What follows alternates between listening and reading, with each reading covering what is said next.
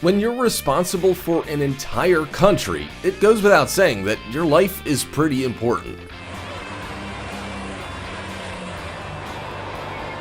But not everyone will like the decisions you make, which can put you in a tricky position. Every day, you're at risk and require protection. From a personal army for one president to movable barricades for another, here are 15 of the most protected presidents in the world.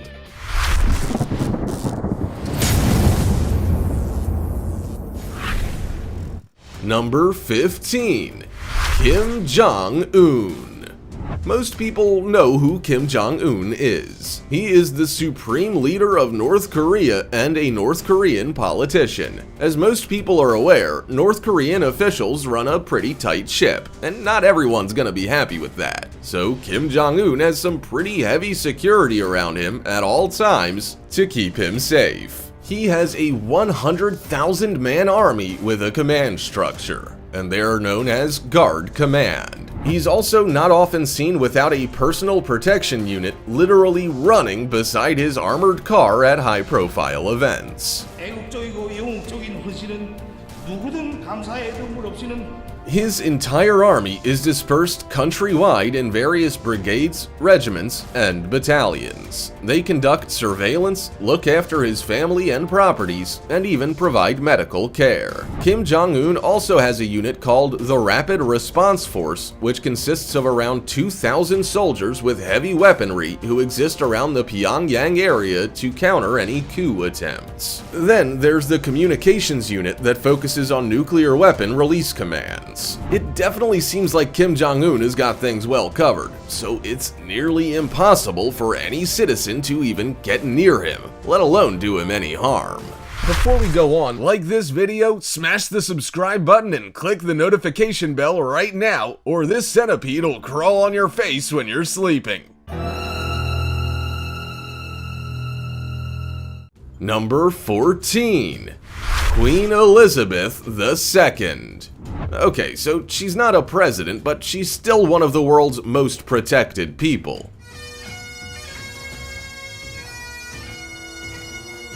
Queen Elizabeth II has been ruling for longer than any other monarch in British history. She is loved, respected, and well protected. And by well protected, we really do mean well protected. Queen Elizabeth II has the Royal Protection Squad on her side, consisting of Scotland Yard members who provide 24-hour protection and security for the royal family.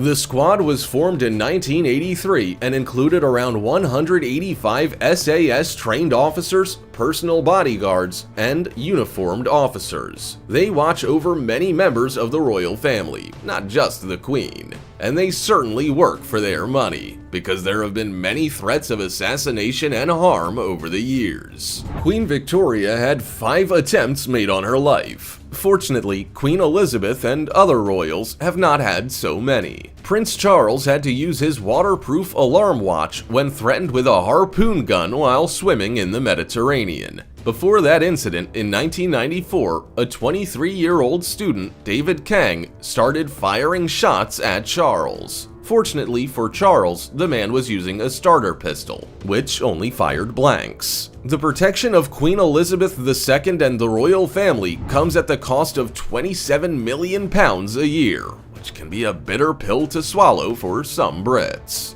Number 13. President Donald Trump. When you're the president of a country with, let's just say, a lot going on, your protection is gonna be necessary.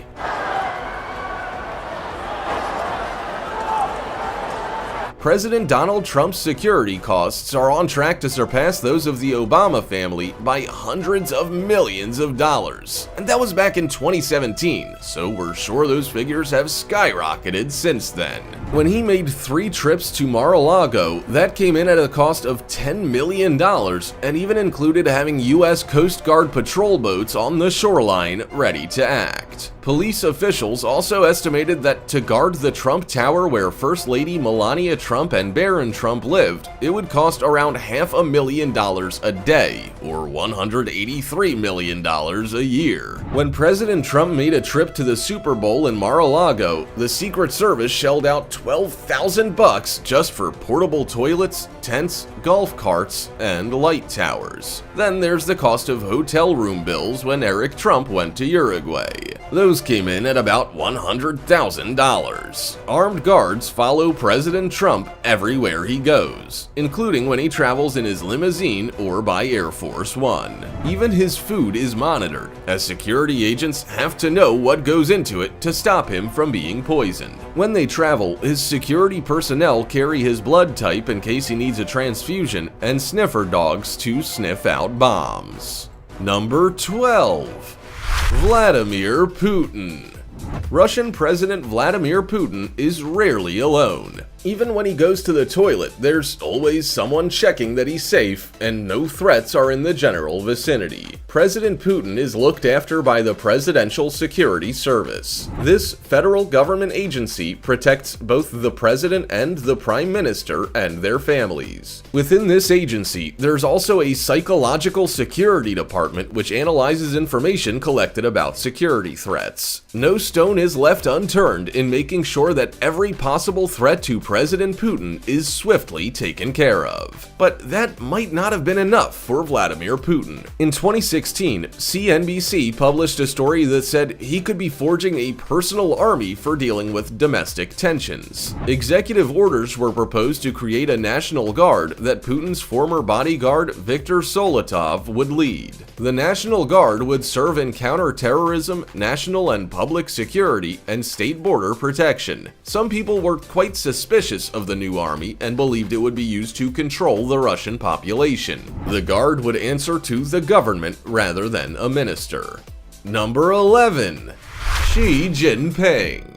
The president of China, Xi Jinping, is easily one of the world's most protected presidents. Along with Communist Party officials, he is protected by the Central Security Bureau, which is an elite guard and secretive organization. Because Xi Jinping mostly keeps a low profile, most people were not aware of just how much security he needed. We were given an insight into it back in 2017, though, when he visited Hong Kong. The entire area was encompassed in a massive security blanket. Parts of the city were shut down, and 11,000 police officers were brought in for protection. They made use of helicopters and 6-foot movable barricades to offer as much protection as possible. For his day-to-day care, the Central Security Bureau offers Xi Jinping much-needed peace of mind. They are responsible for all senior Chinese government's protection and protection of military leaders and the Communist Party. They also have full control over the People's Liberation Army's Central Guard unit. There are more than 8,000 people in the Bureau, with 7 groups and 36 squadrons. They all have their own missions, including protecting the Premier of State Council and the Communist Party's General Secretary. Number 10. Mohammed bin Salman. The Crown Prince of Saudi Arabia, Mohammed bin Salman, may not be the most heavily protected man in the world, but that's not to say it won't yet happen. If recent history has shown us anything, security situations can change at the drop of a hat. The Crown Prince hasn't been on the best terms with his father, King Salman bin Abdulaziz Al Saud. Rumors were circulating last year that the family fallout could lead to Mohammed being kicked out of office. But Mohammed is not having any of that. He has started forming a colossal security network around himself to make sure that doesn't happen. He spent over a year influencing the military and security agencies in Saudi Arabia. He did this by promoting young officers who showed their loyalty to him. He even managed to arrange it so that higher-ups reported to him, not someone else. The Saudi Royal Guard, Land Forces, Air Force, Navy, Armed Forces, and Air Defense all report to him. What's more, Mohammed had around 800 new officer positions planned by the end of 2019. Number 9. Recep Tayyip Erdogan.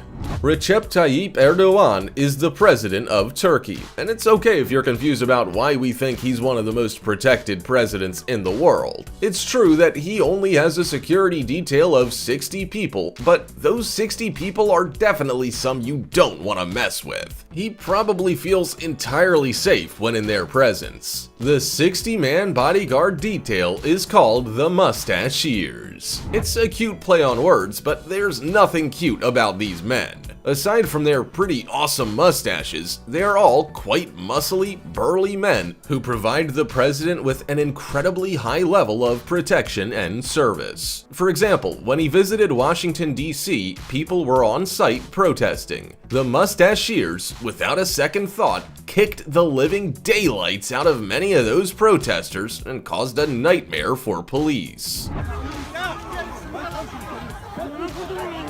Some of them were charged, but those charges were later dropped. The dropping of the charges happened to coincide with the president's meeting with the Secretary of State, Rex Tillerson. When he visited again in 2019, police, the Secret Service, and the U.S. State Department were all bracing themselves for his return. They didn't want a repeat performance from his fierce unit of bodyguards. Number 8.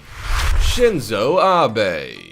Shinzo Abe was the longest-serving prime minister in Japanese history. He served as the president of the Liberal Democratic Party and the Prime Minister of Japan from 2006 to 2007, then from 2012 to 2020. He was even briefly the leader of the opposition in 2012. When you've been in office for that long, it pays to have a lot of protection. There are gonna be people who don't like how you do things or think you've been in power for long enough. So Shinzo Abe had a pretty dedicated security unit. In the past, it wasn't uncommon for Shinzo Abe to have a security team of around 9,000 people to handle his travel security needs. Even when he visited a shrine, he had to have bodyguards with him at all times. As far as bodyguards go, they're often quite scary. And they have to be. They don't want to look weak or like they can't protect you, but it's possible to have both an expert team and one that's really polite. For example, when his motorcade was on a highway in 2016, they chose to travel with traffic rather than closing the road and having it all to themselves. Then, when they needed to change lanes, a security staff member leaned out the window and gestured politely to other cars to let them in. Number 7. Alpha Condé. The president of Guinea, Alpha Condé, is one of the most protected presidents in the world. He's also the first democratically elected president, which we are sure comes with its own set of challenges. And we're not wrong. He is one of the most heavily protected presidents for good reason. In 2011, his political opponents tried to assassinate him in his own home. Thanks to his extraordinary security force, they didn't manage to succeed. In saying that, it was hard work keeping it that way. A 2-hour battle ensued, with fighting scenes you thought you'd only see in a movie. There were hostile gunmen, a grenade launcher, and dangerous weapons. Then, just after he announced the first attack, there was a second one. It's clear to see that Alpha Condé's security detail's doing a top-notch job. Still, they're also hostile against the media. In 2016, they beat up a reporter because he photographed the president when he was leaving an assembly. But can you really blame them when so many people want their president to die? They're made of tough stuff, and they have to be. Number 6. Benjamin Netanyahu. The Prime Minister of Israel, Benjamin Netanyahu, has always had a solid team of security officials. After all, he finds himself repeatedly in the firing line regarding US-Israeli relations, which, by the way, are at crisis point more often than not. But in recent months, he's had to step up his security, which makes him one of the most protected prime ministers in the world. In July, Benjamin and his family both received extra protection because of protests and tensions between police, demonstrators, and Netanyahu supporters. Many demonstrators have been threatening to kill the Prime Minister, and there have even been demonstrations outside his family home. As a result, he has had to have both barriers and security guards positioned around his house to stop the thousands of demonstrators from inflicting damage and destruction. In saying that, supporters and protesters are probably in just as much need of protection. At one protest, anti-Netanyahu demonstrators were pepper sprayed, protesters were beaten, and one was even stabbed in the neck. Number 5. Ali Khamenei.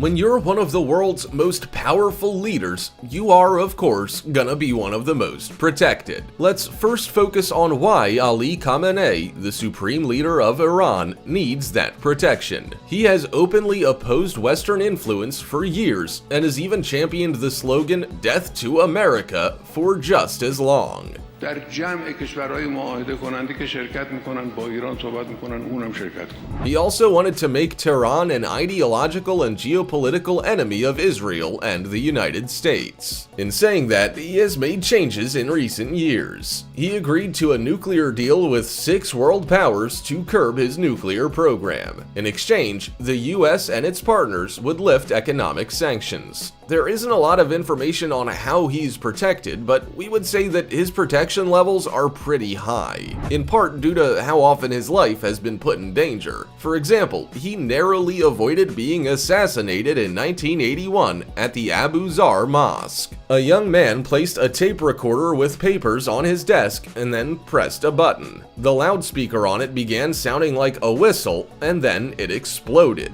On the inside wall of the tape recorder was written, "A gift of Furqan Group to the Islamic Republic." His lungs and vocal cords were seriously injured, and he lost the use of his right arm.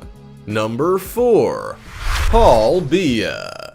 All African presidents are heavily guarded, and Paul Biya, the Cameroon president, is no exception. In fact, he is definitely one of the most protected presidents in the world. He has been the president for almost 4 decades, and thanks to his top-notch security team, he hasn't been involved in any incidents since a coup d'etat in 1984.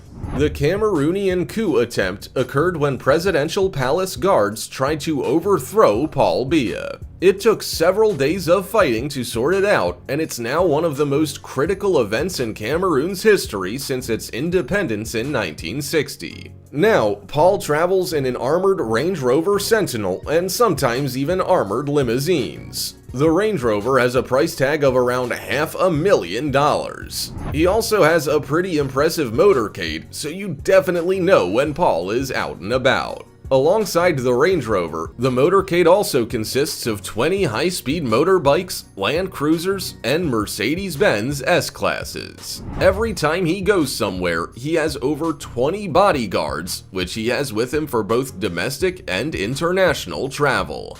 Number 3. Emmanuel Macron. Emmanuel Macron is the president of France who has not only had to worry about his own security, but that of his country. When he became the president in 2017, it was considered one of the most eventful and brutal election campaigns in recent history. This was mostly because France's domestic security was a hot topic, especially due to repeated terror attacks. Since he was elected, he promised to strengthen internal security, increase spending on security, and provide centers for people returning from fighting for the Islamic State. He also faced the prospect of reform within the French intelligence service, but this was not thought to help the S-List, which was a system for monitoring security threats. The list has been in existence since 1969 and has over 400,000 names of anarchists, terror suspects, ecologists, and organized crime figures. When it comes to his own protection, he relies on the Security Group for the Presidency of the Republic. This security unit of 60 trained people keeps the president safe and forms part of the National Police and National Gendarmerie. Number 2. Narendra Modi. Just like any other head of state, India's Prime Minister Narendra Modi has some pretty impressive security personnel keeping him safe. He gets 24-hour protection wherever he is and whatever he's doing. Whenever he's in a public setting, India's Prime Minister is surrounded by Special Protection Group soldiers who can take out a shooter within a fraction of a second. They are trained within the guidelines of the Secret Service of America and are never without their assault rifles, automatic guns, and revolvers. But as it turns out, Narendra Modi isn't the only one who gets such treatment. The SPG also provides security services to past prime ministers in India as well as their family members. The level of protection often depends on the threat perception and their position. Police and local government are in charge of making these decisions and organizing the protection. Whenever Narendra Modi or any past or future prime minister goes into a public area, the entire area is inspected by the Delhi Police Security Branch. The SPG is there on the day, and whole roads of traffic are blocked off to allow for a clear route through to their destination. Number 1. Emerson Mnangagwa. Being the president of Zimbabwe takes a special kind of person. Every day, you can be in fear for your life, and you don't go anywhere without a security team keeping you safe.